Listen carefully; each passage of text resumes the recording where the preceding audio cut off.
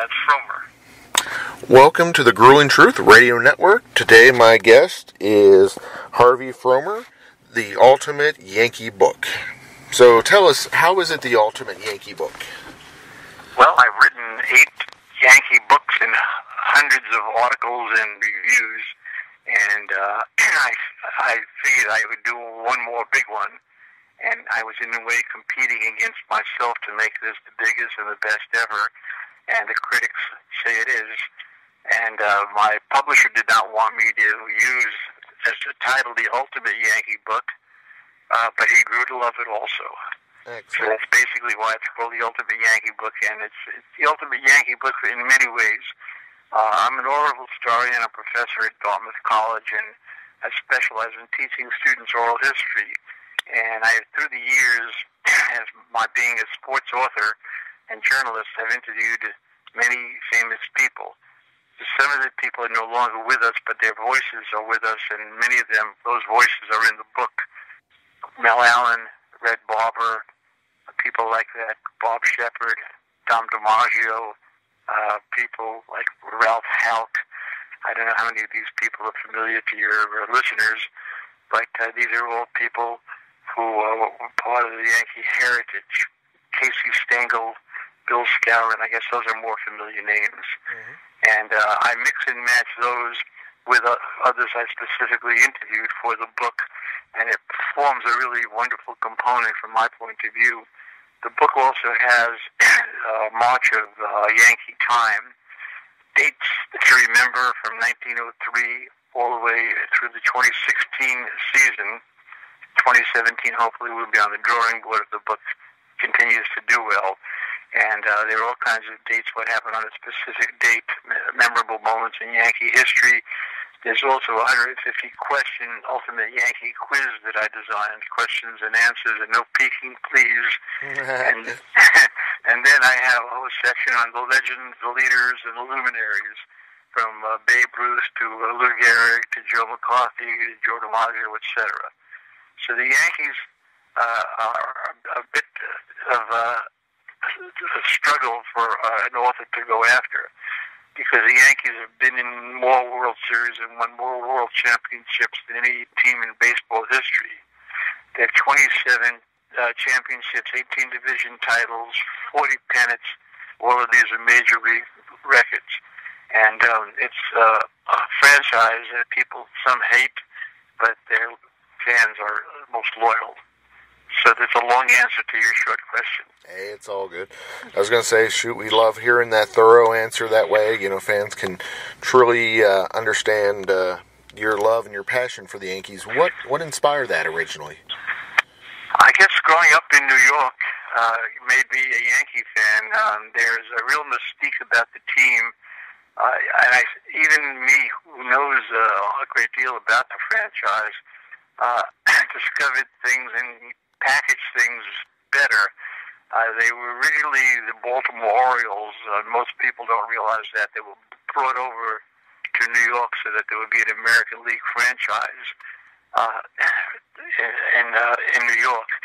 And the original owners were a drunk and a guy who was a crooked police commissioner. And they really ran that franchise into the ground and just milked it for all it was worth. And the team played at Hilltop Park, and they were known as the New York Highlanders. Then along came Jacob Ruppert. This is ancient history, but it's important history in the Yankee world. He was one of the wealthiest men in America. He owned the Ruppert Brewery, and he was a huge baseball fan. He had been a fan of the New York Giants, and in his youth he tried out for the team, but he was found wanting. He was not too good an athlete, but he was a great businessman. So he, along with another guy, bought the Yankees. And the quote that I have in the book from Jacob Ruppert, I never found such a business that was so mixed up and so miserable. And he had to spend millions to basically, get the franchise on the right road. One of the things he did was to build the Yankee Stadium, which is the grandest, the most gorgeous sports facility the world had ever known, and the most expensive too. And then he was the man responsible for buying Babe Ruth from the Red Sox. So the two things, the 1-2 punch of the Yankee Stadium building and the buying of the Babe set the Yankees on the road that we know that they've been on for all of these decades. It set the wheels in motion for Yankee domination. Wow. So if it wasn't for him, who knows where the Yankees would have ended up? That's true. It was, he really created the whole scenario for the Yankees to be what they became. And he died in 1939. Ironically, he left his fortune to 3 women. He was never married. He left it to 2 nieces and a chorus girl who said, I wonder what I ever did to have him leave me all this money. Neat. Let's see, what's your thoughts on the current team? Excuse me? What's your thoughts on the current team? The 2017 team? Oh, the current team. Yeah. The current team, I think, is just a little small appetizer, a little taste of what is to come. I think a new Yankee dynasty is really in formation, and I think Judge, who gets criticized, for his strikeouts, well, Babe Ruth struck out a lot of times also, and I have a whole section on Babe Ruth in my book, The Ultimate Yankee Book, and hopefully, if we do a 2017 edition, there'll be a section on Judge and his exploits. But it's not only Judge. They've got a lot of young talent in the farm system, and Girardi is gone. I thought that was a mistake, but who am I to know what goes on behind the scenes? And there'll be a new manager taking over also. The Yankees will always be the Yankees, but they've had some hard times when CBS owned them in the 60s, but that and also when the gambler and the drunken guy owned them early on in the century. But through the years, no one has really been able to compete with their record of excellence, and I think it'll even get better in the coming years. So, did he really call his shot? That will be debated forever. Knowing the Babe, or not knowing him, but reading a lot about him and knowing a lot about him, I think he was enough of a ham and a showman to call that shot. But he sometimes said he did call it, and then sometimes it's documented he said, I was just pointing in that direction in Chicago. I was going to say, you mentioned the importance and the impact of ownership in the past, from the ones who have positively impacted the Yankees to, like you said, or other times what it has hurt the Yankees. It was Steinbrenner, the father. Was he overrated or underrated? I think he was underrated. I met him a few times. I was doing a profile of Robert Merrill, the great opera singer who sung the national anthem at Yankee Stadium and was a good friend of Steinbrenner. And I met him at the stadium, and I asked him, where would you like to sit? He says, let's go into George Steinbrenner's office. So I got into this beautiful office, sat down on this plush leather couch, and I was doing my interview, and the door busted open, and in came George Steinbrenner. And he says, what the heck are you doing in my office? And I said, I'm just doing an interview with Robert Merrill. He says, okay, you can hang out there, but you should have a drink in your hand. You'll need it to interview Robert Merrill. So he had a sense of humor and a real bravado and gusto about him. And people did not like him, his fights with Billy Martin, firing him and hiring him and firing him and hiring him. And there were some run-ins with the law and tax problems, etc. But he took the Yankees from CBS, who was really ruining the franchise, and turned it into something that became a powerhouse again. And he put his money where his mouth was. And I think he should be in the Hall of Fame. What Yankee should be considered a bigger legend than they already are? Or if they're not really considered a legend, who should be, that one that just doesn't get enough credit? That's a very good question. I think somebody like a Don Mattingly, who is now and hopefully will stay on as the Marlins manager in Florida. I don't know what Jeter's going to do with him. And I also think somebody like Bernie Sanders, who was a great center fielder for the team. He also gets lost in the shuffle. So those are the two guys that I immediately come to mind. And I think another one would be Jerry Coleman. I'm reaching back now into time. One of the first books, actually the first book that I ever did was a Baseball Century, a history of the National League. And I flew all over America interviewing National League people.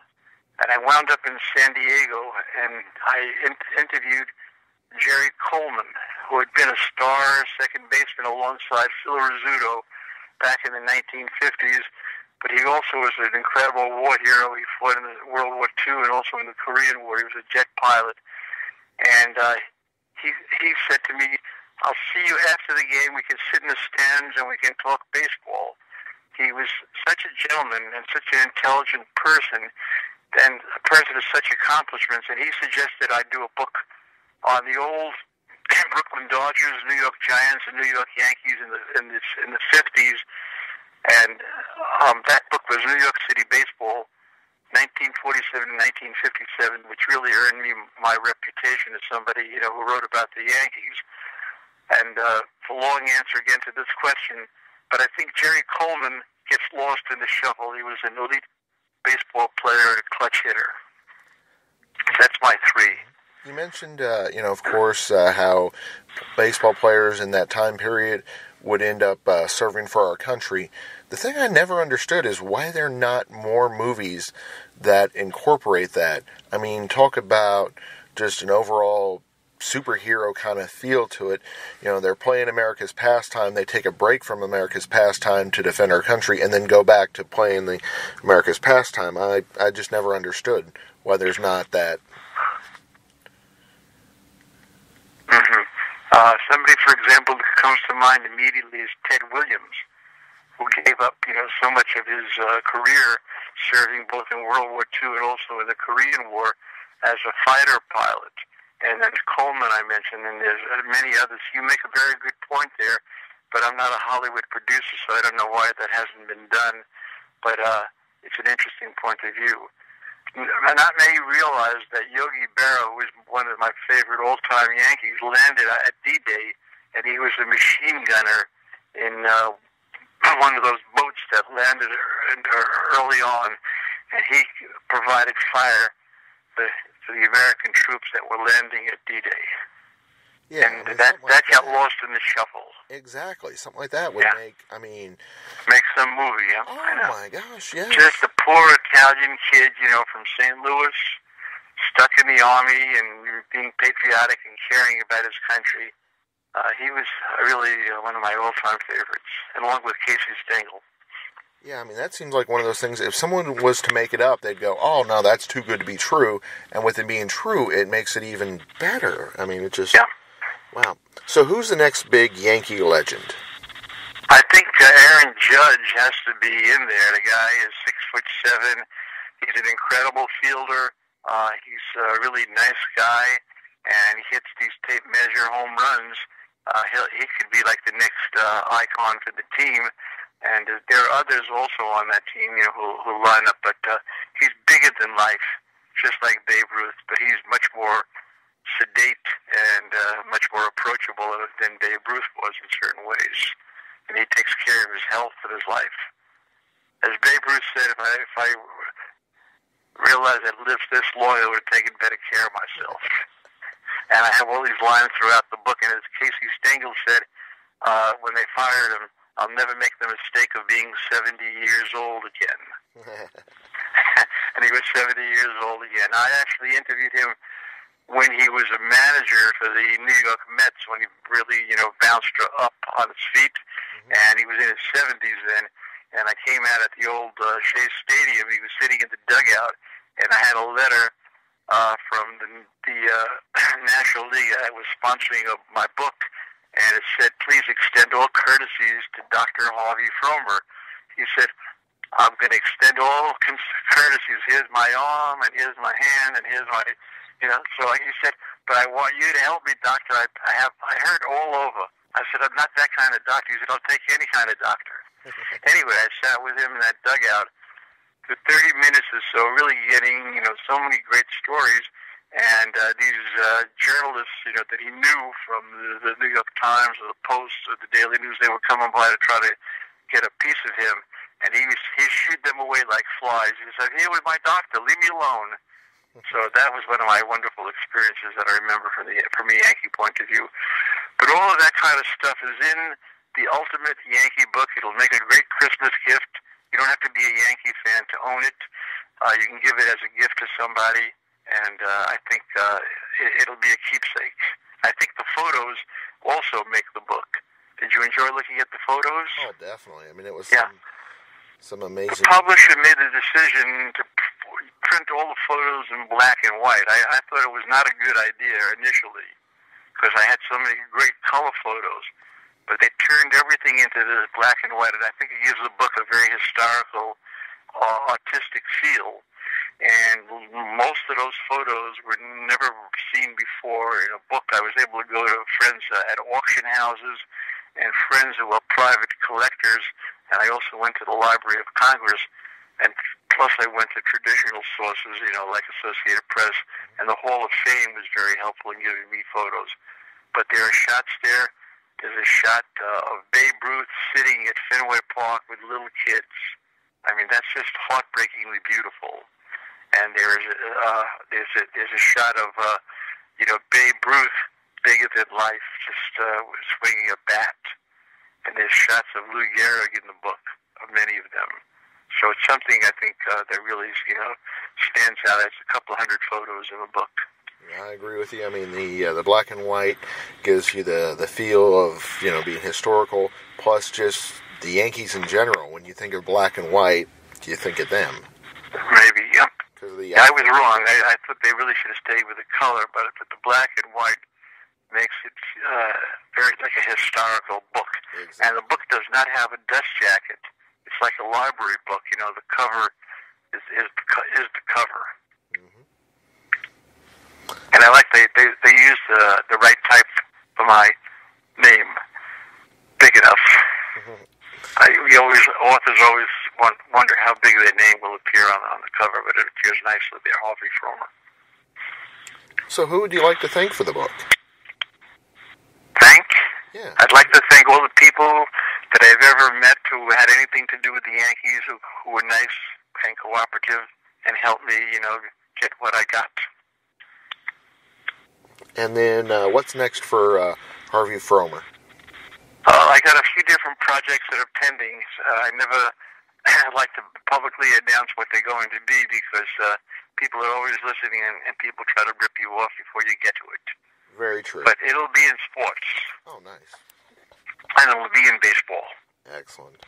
So it sounds like that you have a true love and a passion for the game of baseball that will never end. I love all sports, but baseball is my favorite sport. And I don't think it's too slow. I think it's too boring. I think people who are boring think it's boring. You have to wait for those right moments, and those right moments are very exciting. If fans are wanting to learn about more about you and your book, what website, what social media would you recommend them check out? I have a homepage, HarveyFromerSports.com. And I have many articles on that site, and all my books are there. But if they just go to Google and type my name in, they can find out all they want to know about me in my books. Excellent. And if I hadn't written the Ultimate Yankee book, I would be owning one right now. Awesome. Yeah. No higher praise, right? Oh, definitely. Yeah, I was going to say, I'm not traditionally a Yankees fan. Traditionally, I'm more of a Reds fan. But I was enthralled by the book.